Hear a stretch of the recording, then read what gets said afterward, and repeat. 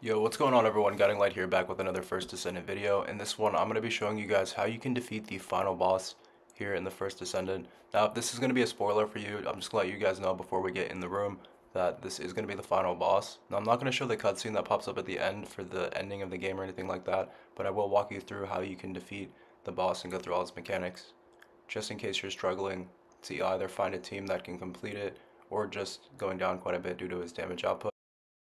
So as soon as the boss starts, I've decided to use a full auto scout rifle. I also have a assault rifle that does about 100,000 DPS and a shotgun on for when I get up close to him. So I'm also using the bunny class as well, but any character really will be fine. I don't think it's going to make too much of a difference once you learn the mechanics. So I would highly suggest just putting on your highest DPS weapons you can. Now something with a high fire rate is definitely going to be better. Also, be sure to utilize all your abilities the best you can. If you have poison or something you can throw on the floor, or you can turn on the electricity when he's running at you, be sure to definitely do that.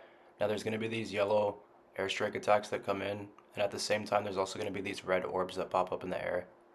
Now once you do break his health bar down to his shield, he will go immune and you won't be able to damage him. He's also going to start to spawn in these clones which can attack you.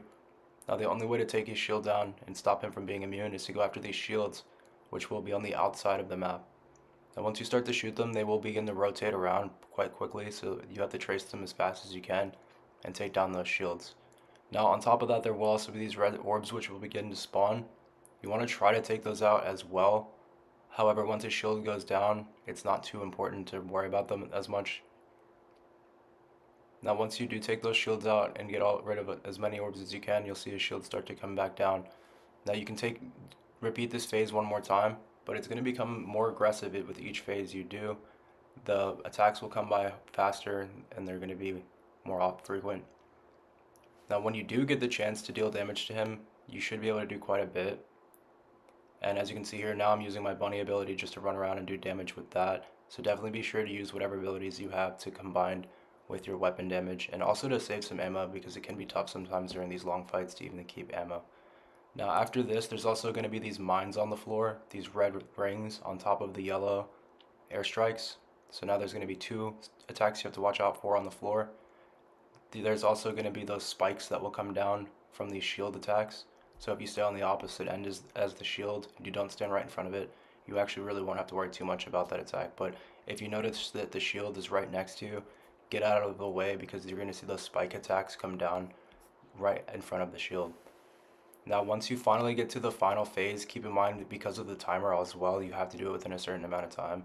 Once you get to the final phase, this is when you want to pull out all of your abilities, your shotgun, dump all of your heavy ammo into it as fast as you can.